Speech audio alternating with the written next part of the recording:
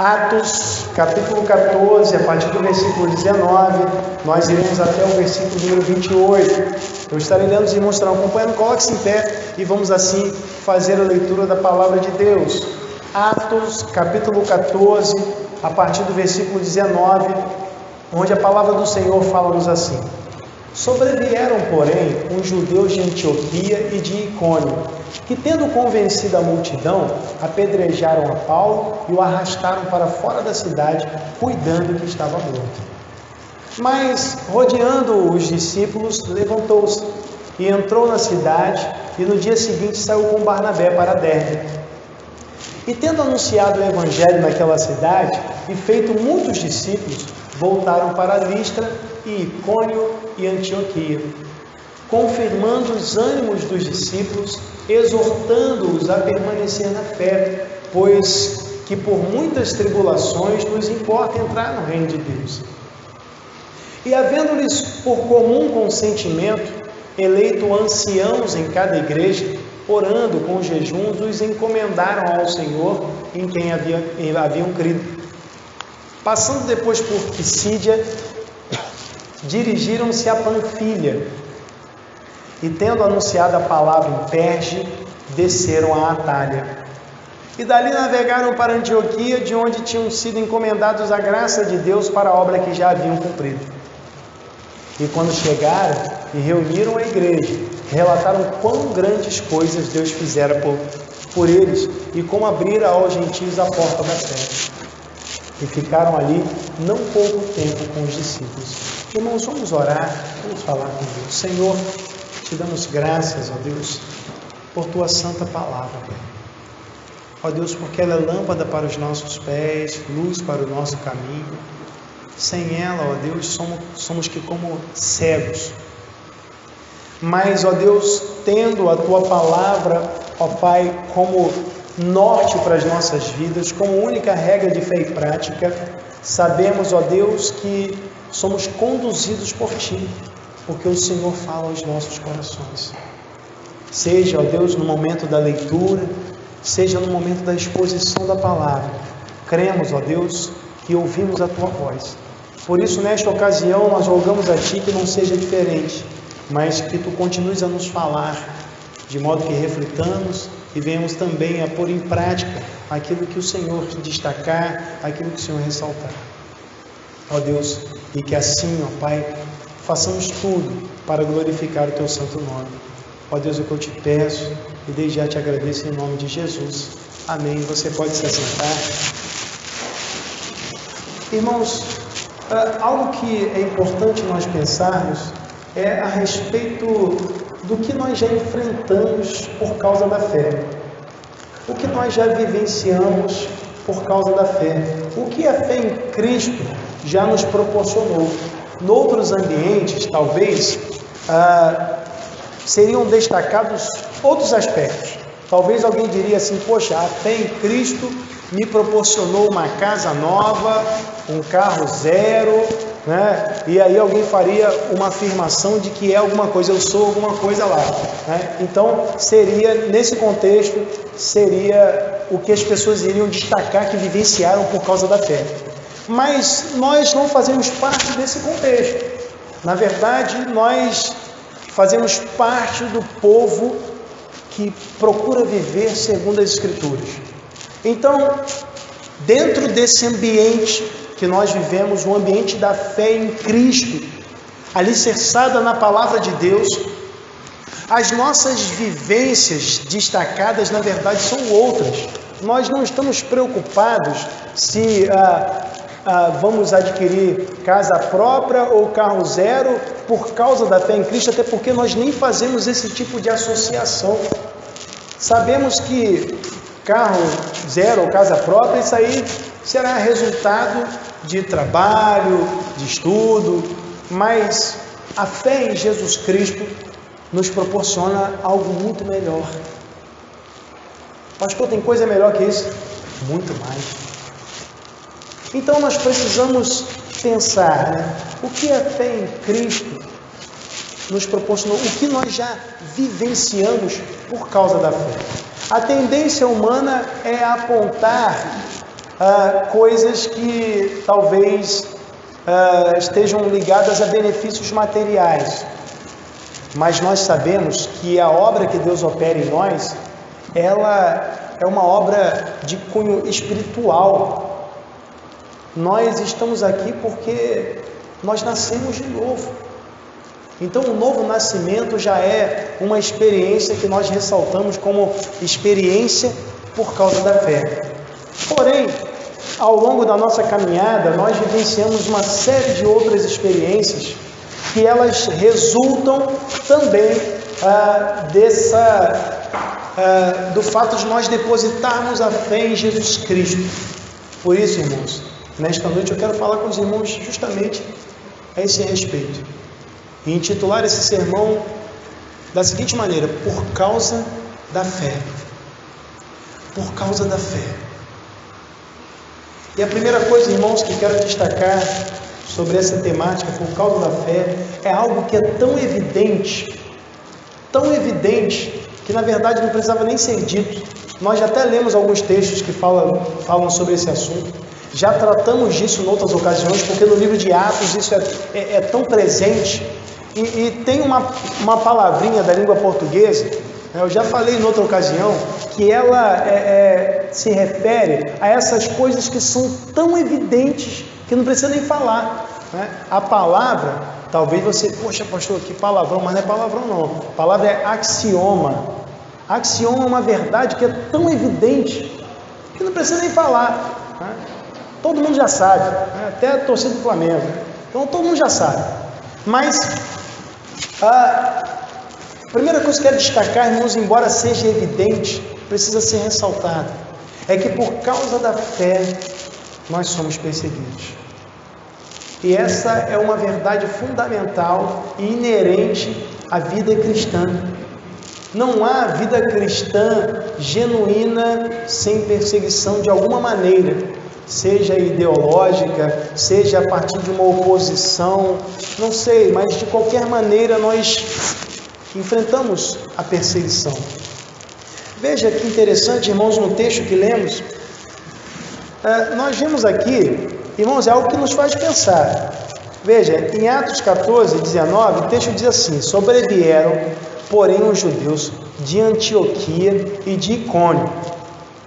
Irmãos, Paulo e Barnabé, eles já haviam passado por esses lugares. A Antioquia, que é Antioquia da Pisídia.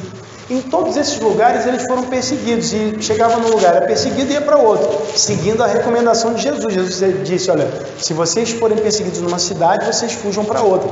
Então eles foram fugindo. Só que a turma lá daquela cidade foi até onde Paulo e Barnabé estavam. Eles estavam agora, como vimos pela manhã, na cidade de Listra. Irmãos, algumas dessas pessoas aqui percorreram cerca de 160 quilômetros para poder levar avante a perseguição. Olha que coisa, né? Imagina aí, 160 quilômetros.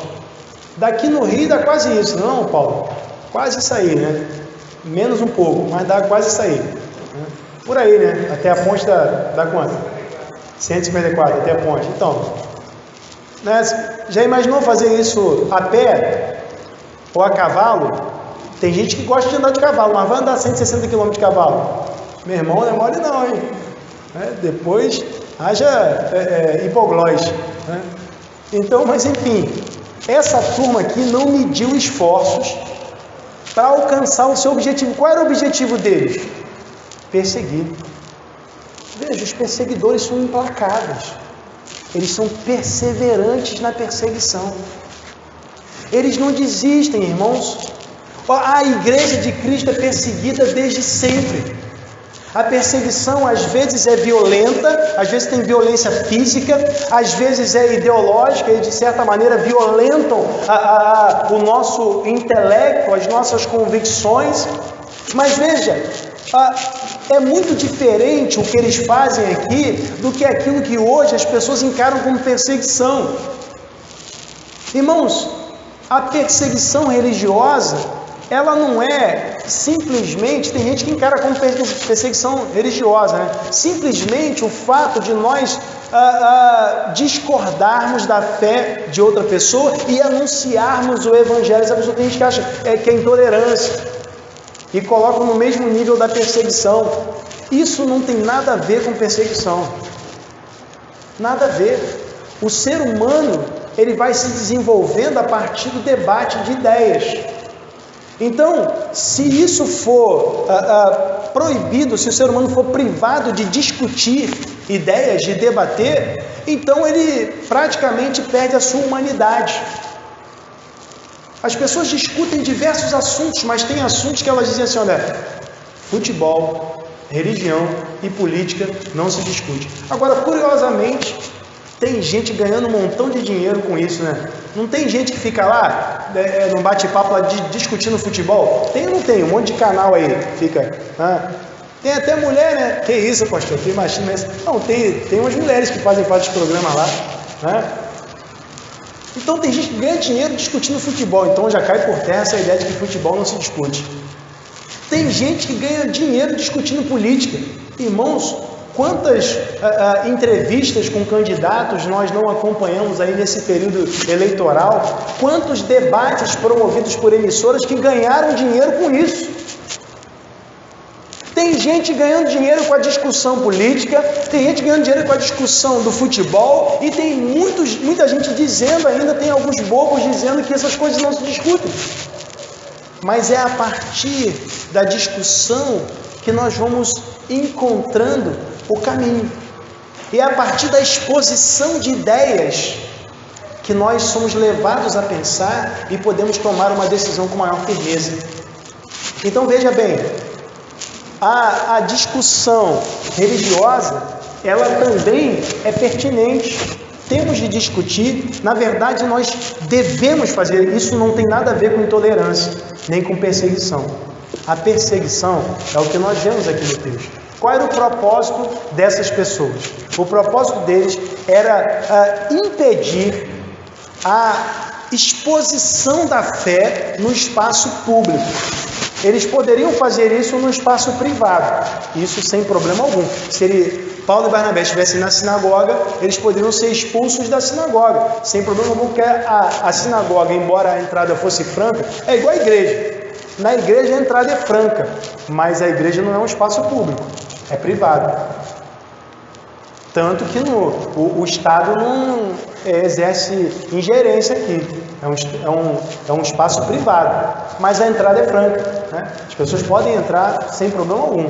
Agora, já que é um espaço privado, né, e até a lei reconhece isso, há normas específicas desse ambiente. Por essa razão, a palavra pode ser cerceada, né? Dependendo, já pensou? Aparece ali um pai de santo, não, eu quero falar aí, negativo, né? Mas, agora, a perseguição, irmãos, é buscar impedir a exposição da fé no espaço público. Irmãos, ninguém pode nos impedir de expor a nossa fé no espaço público. Aí sim estaremos sendo perseguidos. E por um longo tempo, as pessoas quiseram incutir na mente do povo, algumas pessoas, né, de um segmento político, quiseram incutir na mente do povo que isso deveria ser proibido de fato. A exposição da fé no espaço público deveria ser proibida.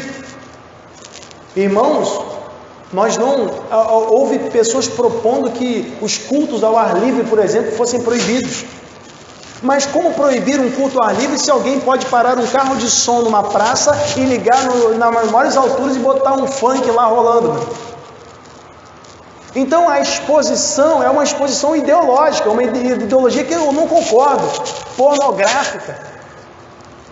Mas por vezes somos obrigados a ouvir. Então por que a exposição da fé tem que ser proibida? E é o que eles estavam tentando fazer.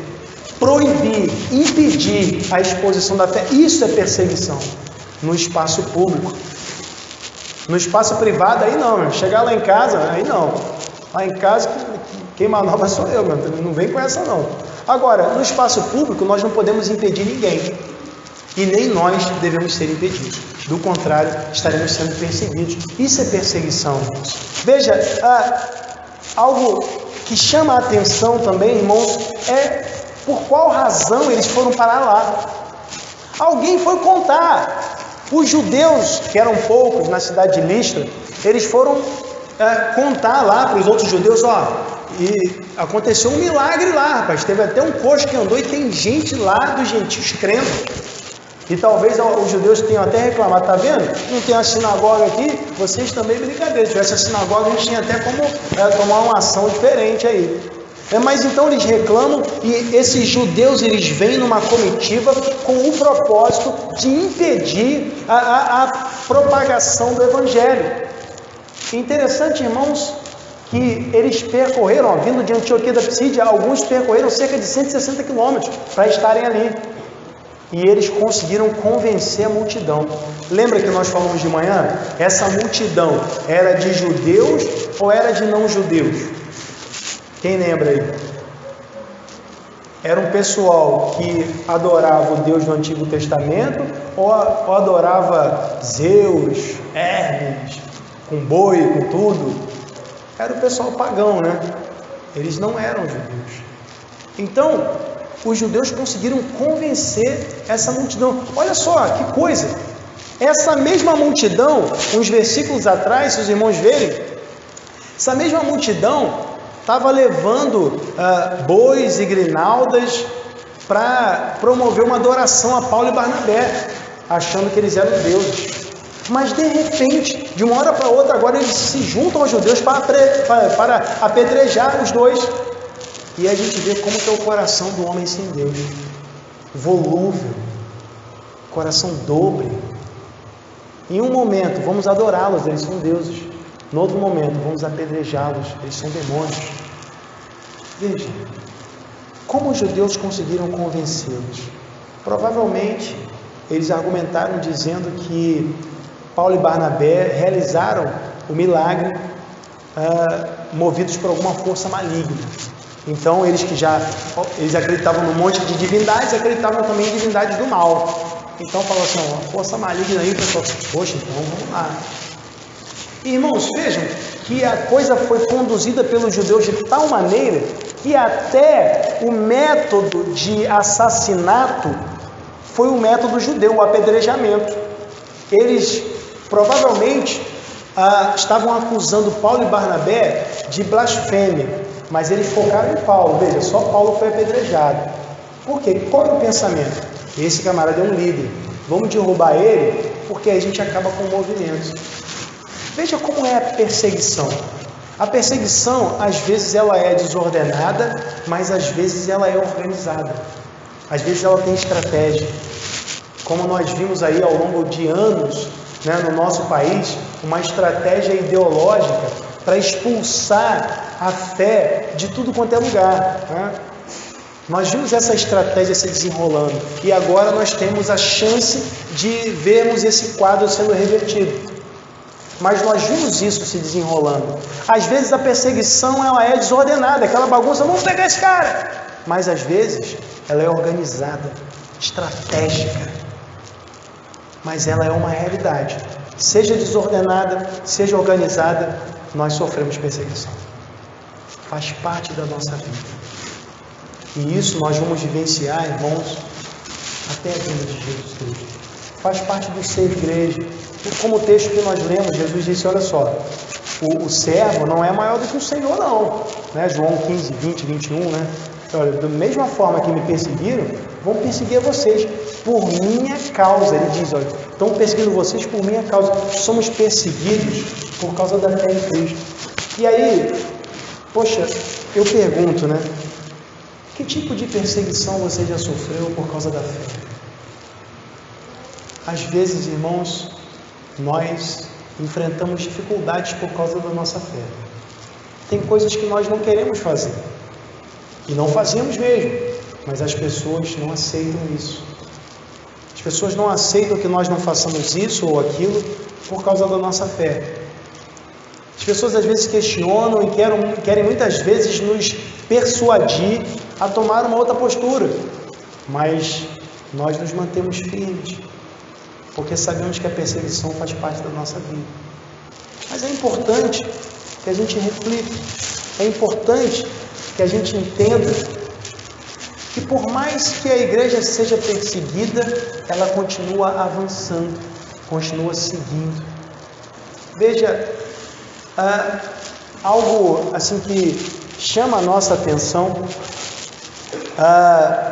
por conta, assim, em relação à história, né, é que a igreja, mesmo sendo perseguida, pessoas sendo mortas, a igreja continuou crescendo, o cristianismo continuou crescendo, e isso, irmãos, é algo que só o próprio Deus pode realizar.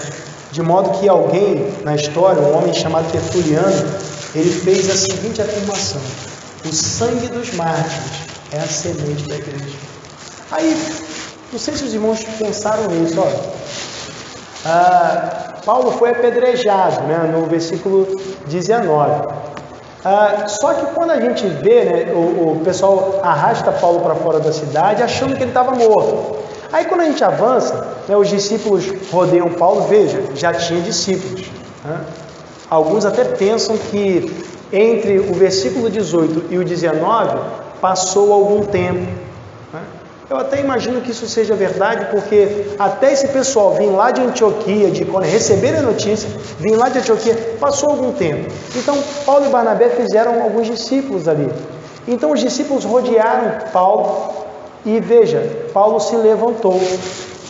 Irmãos, qual foi o outro pregador do Evangelho, no livro de Atos, que foi apedrejado também? Foi Estevão, né? Estevão se levantou? Não, né? Mas Paulo se levantou. E aí, a gente fica pensando, né? Por que Deus não proporcionou a mesma coisa a Estevão? Vemos que foi o livramento do Senhor que Deus deu a Paulo. Por que Deus não fez a mesma coisa com Estevão? E aí nós voltamos àquele ponto que tratamos de manhã. Deus realiza milagres com um propósito maior. O milagre não é o propósito maior. Deus tem propósitos maiores do que os milagres. E Deus tinha propósito até na morte de Estevão. O que aconteceu depois da morte de Estevão? A igreja foi propulsionada, né? Eles saíram, estavam estagnados e eles saíram para pregar. Agora, irmãos, no apedrejamento de Paulo, o propósito é outro. Paulo permaneceria vivo porque através de Paulo Deus faria ainda muitas coisas.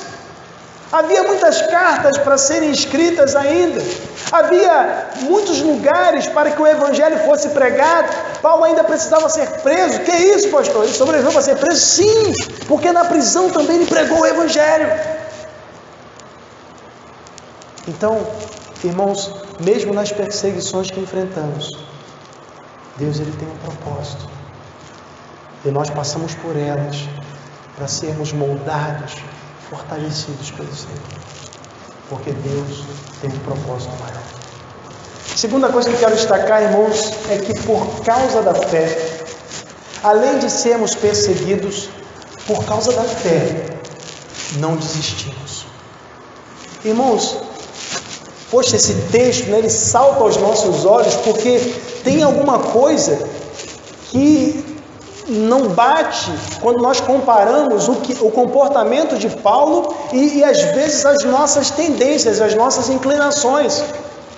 Veja, o texto diz que Paulo ele foi apedrejado, ele se levantou e ele entrou na cidade. Que é isso, meu irmão? Imagina só, pensa bem, você veio para o culto, de repente um dos irmãos que mora lá em São Pedro, ou que não mora aqui no bairro, veio para o culto, aí na saída ali, meu irmão, mandaram bala para cima. Tá? Aí a nossa tendência é falar assim, nunca mais eu volto. Não volto nunca mais.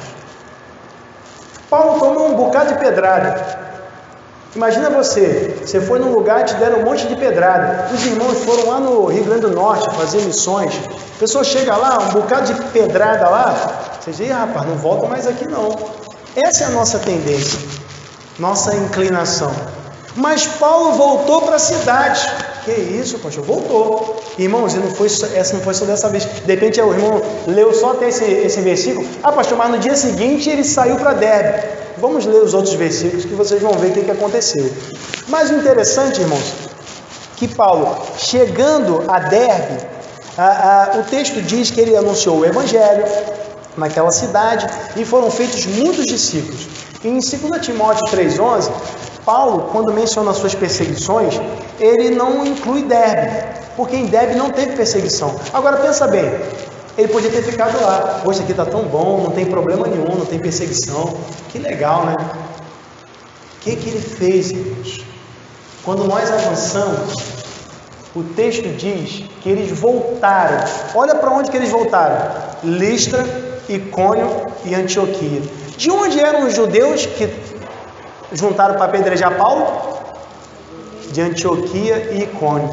E onde foi o apedrejamento? Em Listra. E o texto diz que eles voltaram para lá, para essas cidades. Irmãos, que coisa estranha! Eles seguiram em frente por causa da fé. Eles podiam ter falado: olha, agora não dá mais, não volto nessas cidades, eu vou abandonar, não aguento mais. Mas não, eles seguiram em frente pregando o evangelho.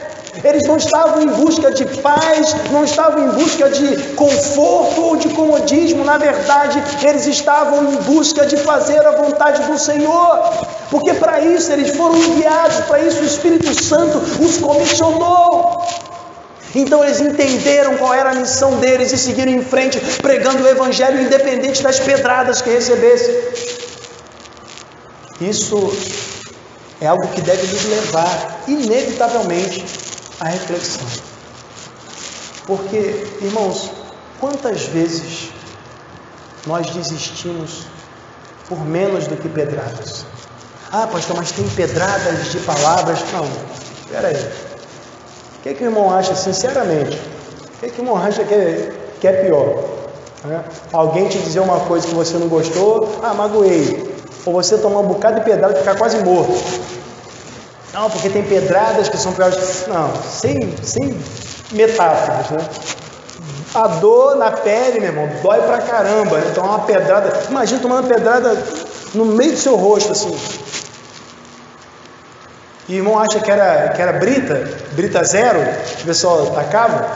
Negativo, meu irmão. Pedra que enchia a mão. E às vezes por menos do que pedras, nós desistimos. As pessoas desistem. Porque alguém falou isso, ou porque alguém não falou isso, ou porque fez ou não fez. Veja, não é assim que devemos agir. Por causa da fé, movidos pela fé em Jesus Cristo, nós temos que ir até o fim, porque essa é a característica do crente. O crente persevera, o crente vai até o fim. Não importa, irmãos, as pedradas que recebamos, sejam elas metafóricas ou sejam elas reais. O que importa é a nossa fé em Jesus Cristo. Isso que deve nos mover, não importa o que falaram ou deixaram de falar, o que fizeram ou deixaram de fazer. Para nós, o mais importante, o centro da nossa vida deve ser Jesus Cristo, porque nele nós depositamos a nossa fé. Então, por causa da fé em Cristo, irmãos, nós não desistimos. Irmãos, e uma das razões pelas quais Paulo e Barnabé não desistem, claro, a principal é a fé em Cristo. Mas, pode passar, uma das razões era a confirmação, né? Confirmando os ânimos dos discípulos, exortando-os a permanecer na fé. Veja, Paulo e Barnabé demonstraram coragem e um coração amoroso, porque se preocuparam com aqueles que ficaram. Eles pensaram: poxa, nós fomos apedrejados, ou melhor, Paulo foi apedrejado, fomos praticamente expulsos dali, Mas os nossos irmãos ficaram lá. Eles ficaram lá. Como eles vão lidar com toda essa perseguição, uma vez que são novos convertidos? Vamos ajudá-los. Tem que ter alguém lá para ajudá-los. Lembra-me de algo que o irmão Carlos mesmo costumava citar, de vez em quando ele ainda menciona, é a necessidade de nós estarmos aqui neste bairro. Há muitas pessoas que não querem congregar conosco em razão do contexto do nosso bairro, mas nós entendemos, irmãos, a necessidade de estarmos aqui.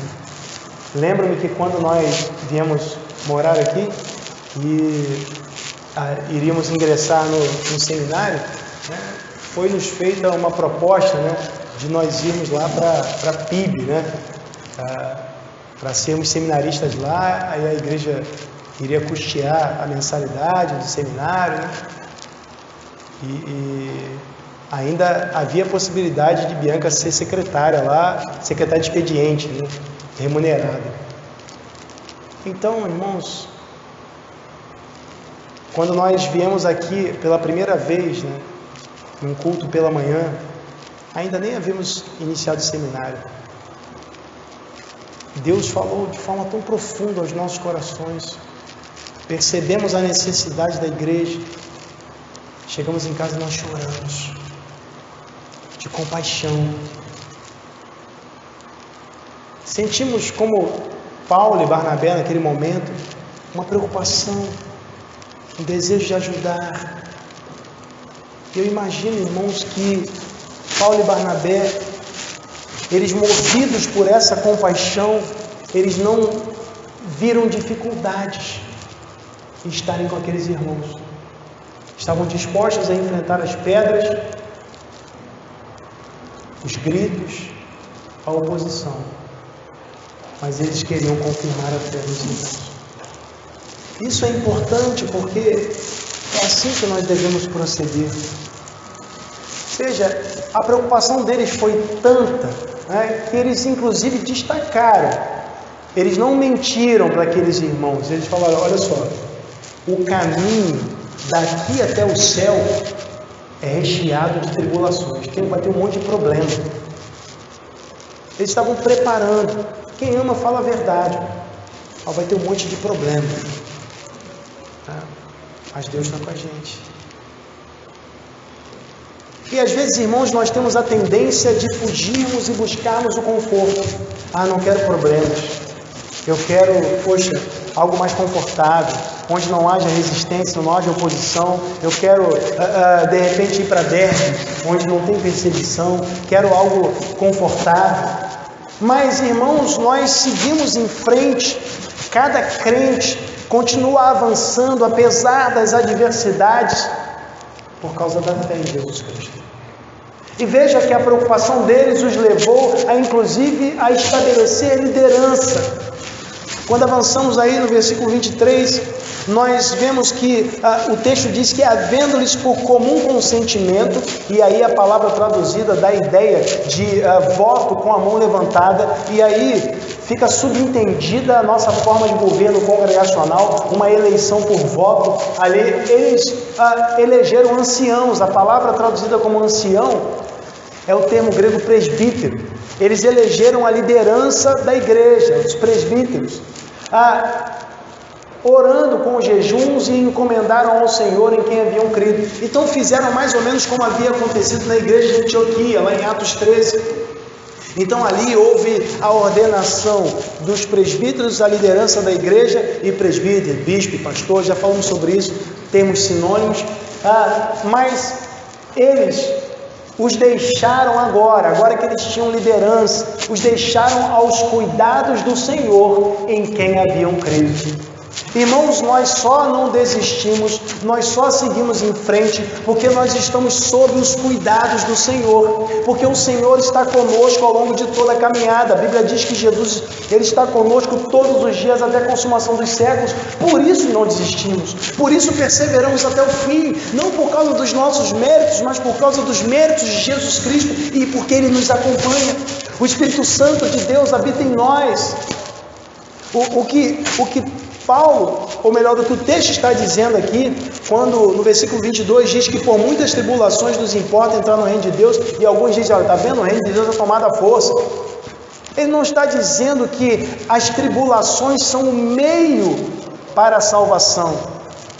Até porque nós já conhecemos Efésios capítulo 2, versículos 8 e 9, quando o mesmo apóstolo Paulo, ele afirma que a salvação é pela graça, por meio da fé. O meio é a fé, não é a tribulação.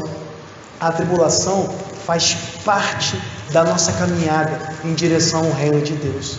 Então é isso que o texto diz, que a nossa caminhada em direção ao reino de Deus, ela é recheada de tribulações, recheada de problemas, não tem facilidades nesse mundo. A teologia da prosperidade é uma mentira, nós temos problemas sim. Jesus disse, no mundo tereis aflições, mas tem de bom ânimo, eu venci o mundo. E Jesus venceu o mundo através da sua morte, e Ele nos conduz para que tenhamos o mesmo ânimo, de modo que se for preciso morrer, que morramos por Ele, por causa da fé. E a terceira coisa que quero destacar, irmãos, acerca dessa temática, por causa da fé, é que por causa da fé nós nos alegramos mesmo em meio à tribulação. Veja, nós somos perseguidos, nós não desistimos, mas também nós nos alegramos mesmo em meio à tribulação. Irmãos, percebam que Paulo e Barnabé, após o estabelecimento de liderança, eles seguem viagem.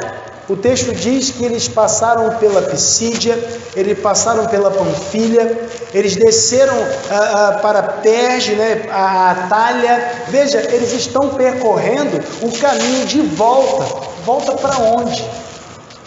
Eles estão percorrendo o caminho de volta para Antioquia. Veja, no versículo 26, isso fica bem claro. Mas o interessante, irmãos, é que nessa caminhada, o versículo 25 diz que eles caminharam, eles viajaram anunciando a palavra. As pedradas recebidas não os desanimaram. Eles seguiram pregando. Não havia tempo perdido. Todo o tempo era útil e útil para pregar o Evangelho. Eles seguiram em frente, irmãos, e foram para Antioquia, o texto diz, onde tinham sido recomendados a graça de Deus para a obra que já haviam cumprido. Eles foram para o local onde Deus os chamara ali formalmente, onde eles foram enviados. E agora, irmãos, ao chegar nesse lugar, o versículo 27 diz, e quando chegaram e reuniram a igreja, relataram quão grandes coisas Deus fizera por eles e como abrira aos gentios a porta da fé. Irmãos, veja só, teve muita coisa difícil nessa viagem. A viagem provavelmente, segundo alguns comentaristas, ela durou cerca de 2 anos. Mas houve muita dificuldade, muita resistência. Já no início da viagem se depararam com um mágico que queria impedi-los ali de evangelizar o procônsul ali, Sérgio Paulo. Mas também um dos seus companheiros de viagem desistiu de seguir em frente, João Marcos. Então daí para frente foram problemas em cima de problemas, perseguições em cima de perseguições, até o momento do apedrejamento. Mas quando eles chegam para relatar as ocorrências, relatar a viagem para a igreja, irmãos, o discurso deles é de como a graça de Deus havia sido derramada. Veja, eles estão felizes porque Deus abriu a porta da fé aos gentios. Eles não estão tristes, cabisbaixos, porque encontraram resistência. Não, eles estão felizes porque perceberam que Deus operara. Perceberam que através da comunicação do Evangelho, as pessoas foram alcançadas. Então eles não estavam tristes, eles estavam regozijantes e relatam isso à igreja. Como o texto diz, eles reuniram a igreja, relataram quão grandes coisas Deus fizera por eles. E como abrir aos gentios a porta da fé. Irmãos, isso é importante ser ressaltado, porque nós, como crentes, enfrentamos tribulações, somos perseguidos, mas a alegria que existe em nossos corações, ela foi implantada por Jesus Cristo. Como diz em João 16:22, que Ele colocaria uma alegria em nossos corações que ninguém poderia tirar. E essa alegria, irmãos, ela existe porque somos habitação do Espírito Santo. Veja, em Atos 13:52, nós vemos um momento ali em que Lucas associa a alegria, a presença do Espírito Santo na vida dos discípulos. A alegria e estar cheio do Espírito Santo ali estão numa correlação. Porque, irmãos, Deus, Ele nos enche com essa alegria. A alegria de servirmos, a alegria da salvação. Então, mesmo que enfrentemos dificuldades, o Consolador, Ele traz refrigério aos nossos corações, irmãos.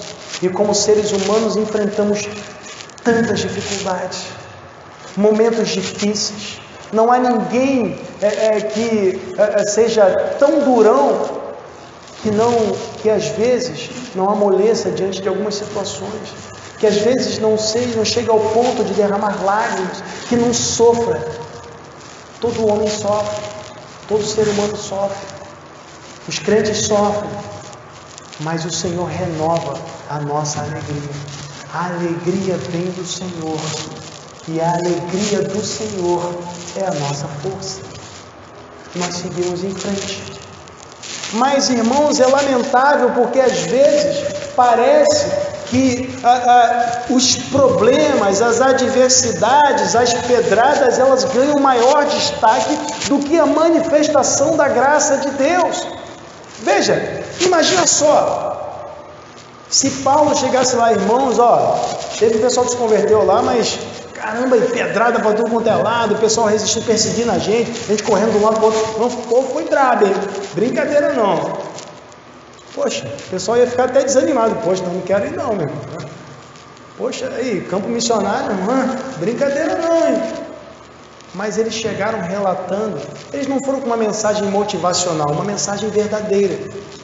Olha o que Deus operou. Olha o que Deus fez. Isso é o que nos move, irmãos. Essa alegria que Deus coloca em nossos corações. Quantas vezes, irmãos, nós já tentamos evangelizar pessoas que se mostraram duras, fizeram oposição? Você já deve ter se deparado com isso. Pessoas que não queriam ouvir, que te ofenderam, mas nem isso pode tirar a alegria do nosso coração. Nem mesmo quando alguém abandona a fé, irmãos, porque nós seguimos em frente com alegria, crendo, irmãos, que Deus está conosco. Por que Deus está conosco? Pelas coisas que vemos? Não. Por quem nós somos, filhos de Deus, tornados assim, mediante a fé em Cristo Jesus. Fomos feitos habitação do Espírito Santo.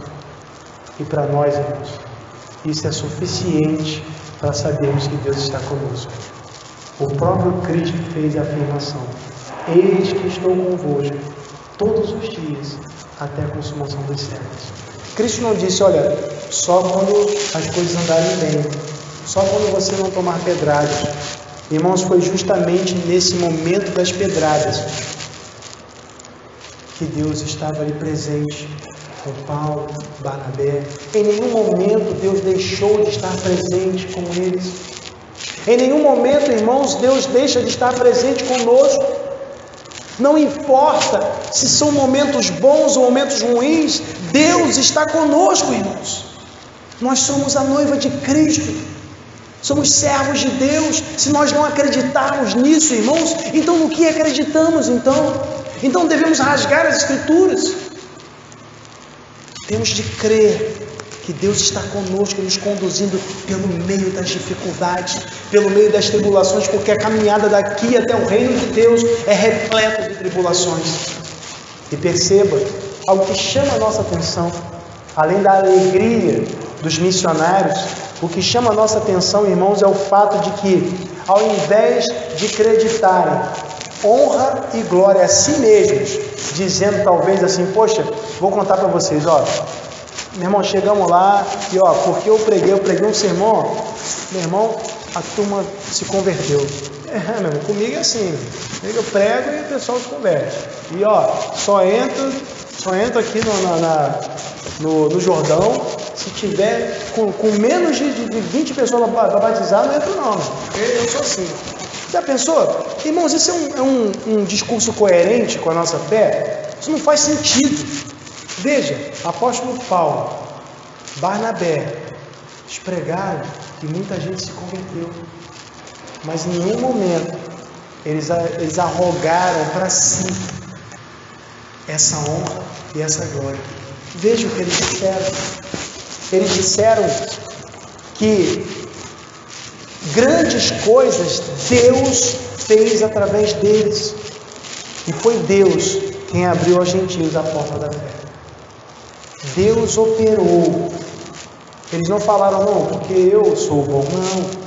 Deus operou, irmãos. É Deus quem opera em nós, tanto o querer como efetuar. Quem somos nós? Logo, irmãos, se nós confiamos em Deus, é nele que nós devemos esperar, e não devemos esperar nos homens. Precisamos de alguém muito bom, pastor, chama um pregador bom para poder converter pessoas. Irmãos, se eu crer assim, não creio em Deus. Porque os homens não podem fazer isso. Mas Deus pode. É nisso que nós precisamos crer.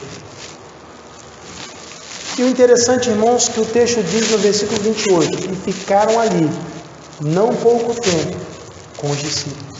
Veja, a alegria deles não era somente daqueles, em relação àqueles que haviam se convertido, mas a alegria deles era de estar com os discípulos. Eles voltaram para a sua igreja local, eles voltaram para a igreja de Antioquia, e agora tinham prazer em estarem reunidos, prazer em estarem juntos. Esse tem que ser o nosso prazer também.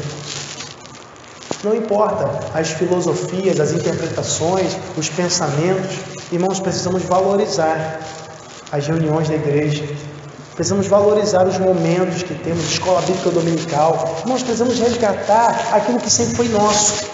Nós, como batistas, sempre valorizamos o domingo como o dia do Senhor, como o dia de culto, como o dia de exaltar a Deus, como o dia de estar na escola bíblica dominical, como o dia de estar no culto à noite, e precisamos resgatar isso. Isso sempre fez parte da nossa identidade, e precisamos trazer à tona, precisamos dar valor a isso, irmãos, porque essa é a nossa vida. Afinal de contas, somos a igreja do Senhor, e temos prazer nessas coisas. Então, que cada um desses aspectos que são resultantes da nossa fé sejam também objeto de nossa reflexão e prática, visando sempre a glória do Senhor. Que entendamos que por causa da fé somos perseguidos e que não adianta, daqui até o céu será assim. Que por causa da fé nós não desistimos, ainda que sejamos atribulados, mas que por causa da fé nós nos alegramos, mesmo em meio à tribulação. Logo, essa fé, a fé que eu e você depositamos em Jesus Cristo, essa fé, ela deve ser comunicada. Porque ainda que sejamos perseguidos, ainda, irmãos, que nós sejamos perseverantes na dependência de Deus, ainda que tenhamos alegria neste tempo, mesmo diante das tribulações, irmãos, mesmo diante de tudo isso, o mais importante é que nós vamos morar no céu. Isso só é possível mediante a fé em Jesus Cristo. Só aquele que crê em Jesus como seu único e suficiente Salvador é que se torna um cidadão dos céus. Só aquele que deposita a sua fé em Jesus Cristo é que se transforma ali num morador celeste, porque o próprio Deus, Ele vai nos conduzir até o céu. Então basta que nós depositemos a fé em Jesus Cristo para que Ele nos conduza até a morada celeste e nós viveremos com Ele por todo sempre. Mas é necessário crer no Evangelho e se arrepender. É necessário depositar a fé em Jesus Cristo, porque sem fé é impossível agradar a Deus.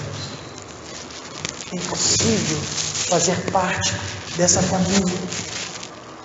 Portanto, por causa da fé, é aqui que nós estamos e sabemos onde vamos chegar. Vamos orar. Senhor, te glorificamos, ó Deus, pelo teu grande amor com que nos amou. Te agradecemos, ó Pai, porque o Senhor tem nos dirigido, tem nos guiado, tem falado aos nossos corações, e sabemos, ó Deus, que sem o Senhor nada podemos fazer. E é por causa da fé, Pai, que aqui estamos. Por causa da fé que estamos prestando culto. Por causa da fé que não desistimos. Por causa da fé somos perseguidos. E por causa da fé, ó Deus, nos alegramos mesmo nos momentos mais difíceis. Pois cremos, ó Deus, que o Senhor está conosco, não importando as circunstâncias. Então, Pai, continua a nos conduzir nessa trajetória, por vezes atribulada, para que, ó Deus, possamos, com alegria, ó Pai, nos encontrarmos na morada celeste, para a glória do Senhor. Ó Deus, é o que eu te peço, desde já te agradeço, em nome de Jesus.